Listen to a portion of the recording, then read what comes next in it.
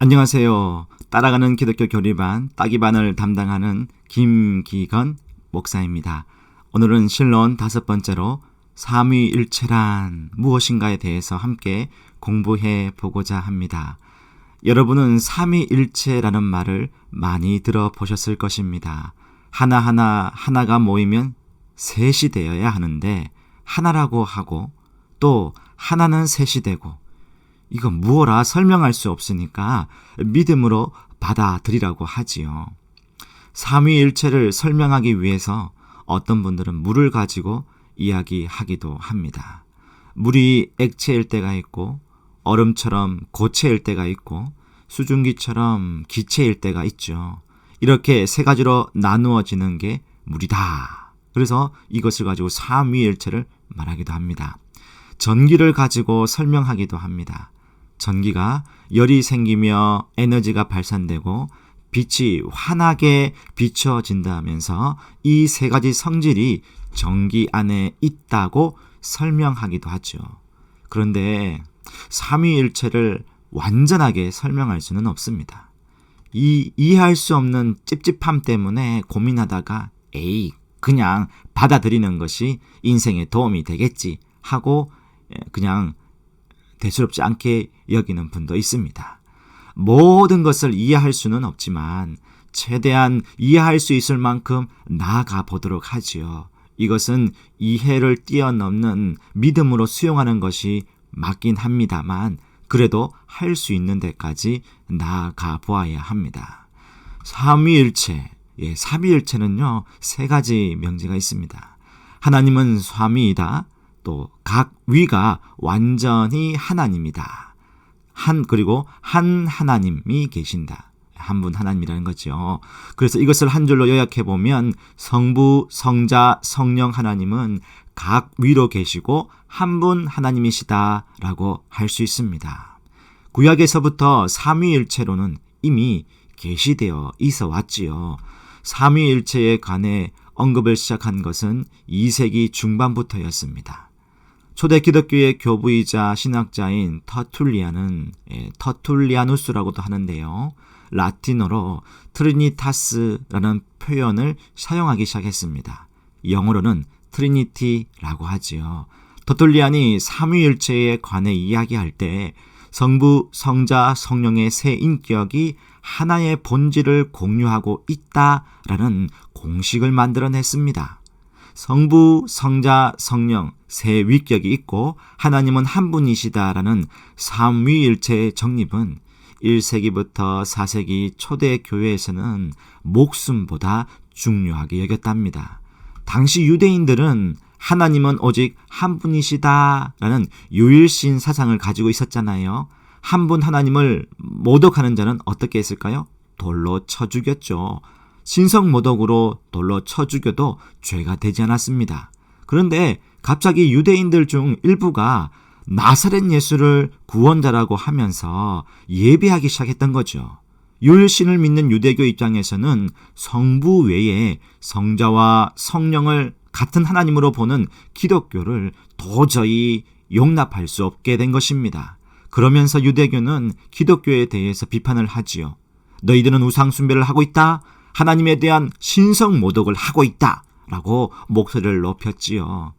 초대교회는 이들의 비판에 대해 성부, 성자, 성령은 서로 다른 신이 아니다. 라는 것을 목숨 걸고 설명을 할 필요가 있었습니다.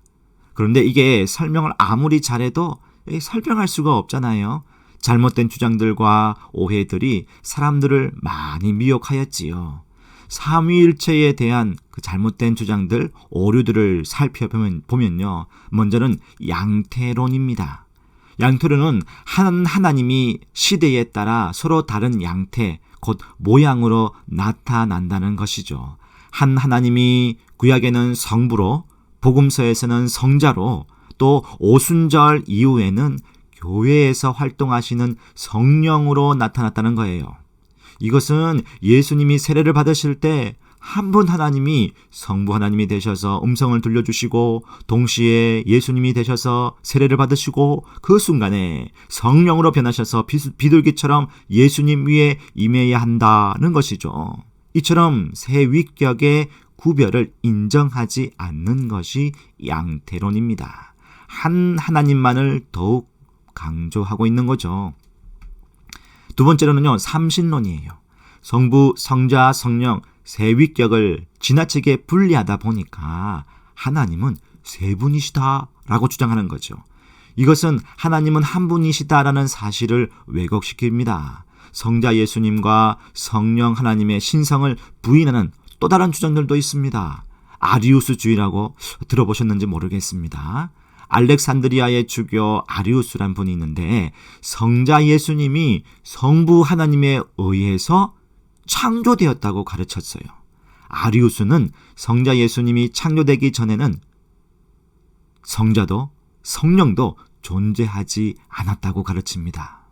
또 종속주의라고 하는 주장도 있는데요. 초대교회의 교부 오리겐이라는 사람은 아리우스와는 달리 성자 예수님은 하나님이 맞지만 그 존재와 속성은 성부 하나님보다 열등하며 성부 하나님에 종속되어 있다라고 주장했습니다. 성부 하나님이 100% 하나님이시라면 성자 예수님은 한 90% 정도 되고 그것도 성자 하나님께 종속되었다고 라고 이렇게 했죠. 또 다른 주장은요, 양자론입니다. 양자론은 예수님이 세례를 받으실 때까지는 보통의 사람으로 있다가 세례를 받을 때에 성부 하나님께서 아들로 삼으시고 그에게 초자연적인 권세와 능력을 부여했다는 주장입니다. 예수님이 하나님의 아들로 양자로 들어간 후에 하나님의 본성을 가졌다고 생각하지 않았고 인간 중에 유일하게 가장 높은 위치의 인간으로 생각했다는 주장입니다. 삼위일체에 대한 잘못된 주장이 난무하던 시대에 초대교회는 일찍이 삼위이시면서 한 분 하나님을 고백하고 예배하면서 삼위일체의 교리에 대한 진리를 가지고 계속 하나님 앞에 나아갔죠. 그런데 그렇게 명쾌하게 설명하지 못했답니다. 교회가 예수님에 대한 수많은 질문과 답을 주고받으면서 예수 그리스도께서 참으로 하나님의 아들이시며 아버지와 동등하시며 영원한 하나님이 그 하나님이신 것을 성경의 가르침들을 통하여 찾아갔던 것이죠. 결국에는 여러 논쟁을 걸쳐서 325년 니케아 회의에서 삼위일체 정통교리를 확인하고 381년 콘스탄티노플 회의에서 재확인하게 된 거죠. 삼위일체에 대해 수백 년 동안의 논쟁이 있어 왔던 것처럼 이해하고 받아들이기가 쉽지 않았습니다. 삼위일체는 하나님의 존재 자체를 설명하는 것이기 때문에 신비라고 할 수 있죠. 그 관계나 계시하는 여러 방법에서는 이해가 가능하지만 그 본질을 이해하기가 어렵습니다. 다만 조금이라도 이해하기 위해 시도할 뿐이죠. 그럼 성경에서 말씀해 주시는 삼위 하나님의 증거들은 어떤 것이 있는지 한번 찾아가 볼까요? 삼위일체라는 말 자체는 성경에 한 번도 언급되지 않았지만 그 개념은 성경에서 점진적으로 게시되었고 성경 여러 곳에서 분명히 찾아볼 수 있습니다.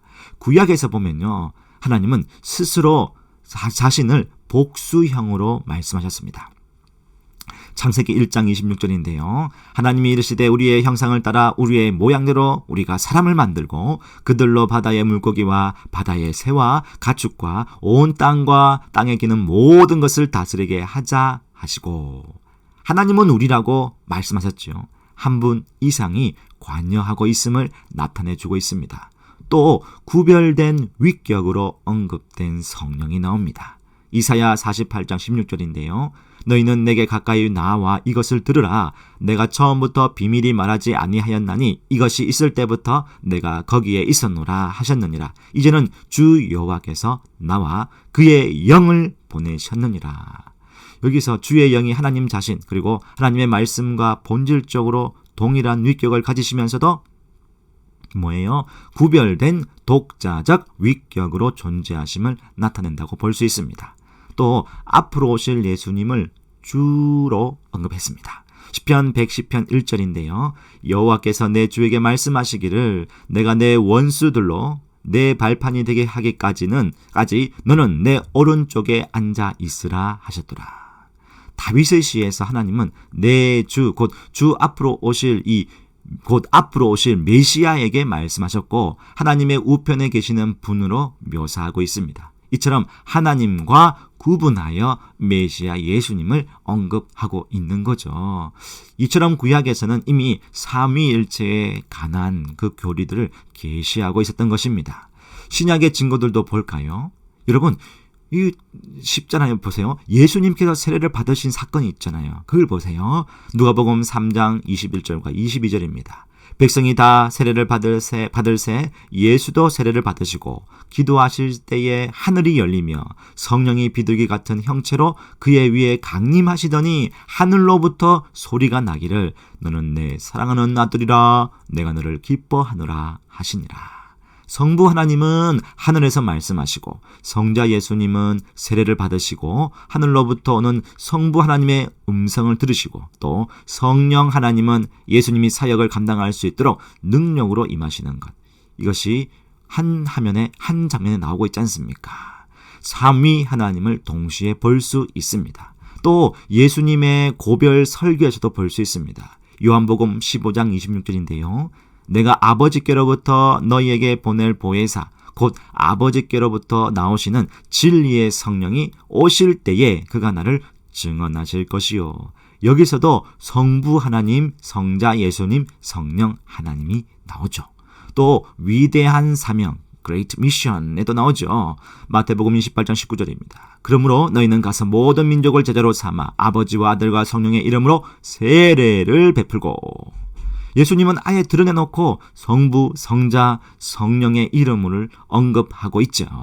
또 사도들의 축도에서도 볼 수 있습니다. 고린도후서 13장 13절인데요. 주 예수 그리스도의 은혜와 하나님의 사랑과 성령의 교통하심이 너희 무리와 함께 있을지어다. 아멘. 여러분 우리가 자주 듣죠. 예배 끝나고 목사님의 축도를 듣지 않습니까? 공동체를 축복하는 기도에서도 삼위 하나님이 언급되고 있습니다. 이처럼 구약과 신약에서 성부, 성자, 성령 하나님은 완전한 하나님이시며 각 위격으로 존재하시며 한 분 하나님이시라는 것을 분명히 말해주고 있습니다. 오늘은 삼위일체론이 언급되기 시작한 초대교회의 이야기와 삼위일체에 관한 잘못된 주장들을 살펴보았습니다. 또한 성경에 나타난 삼위일체의 증거들을 돌아보았는데요. 짧은 시간에 다 담지 못한 아쉬움이 있네요. 다음 강의에서는 삼위일체의 사역과 삼위일체 교리의 중요성 그리고 이 삼위일체를 우리는 어떠한 자세로 바라보아야 하는가를 함께 공부해 보고자 합니다. 여러분 좀 어려운 내용일 수도 있지만 차근차근히 곱씹어보고 한번 되새기면 하나님을 더 깊게 이해하고 만날 수 있답니다. 시청해 주셔서 감사합니다. 여러분 참 잘했어요. 감사합니다.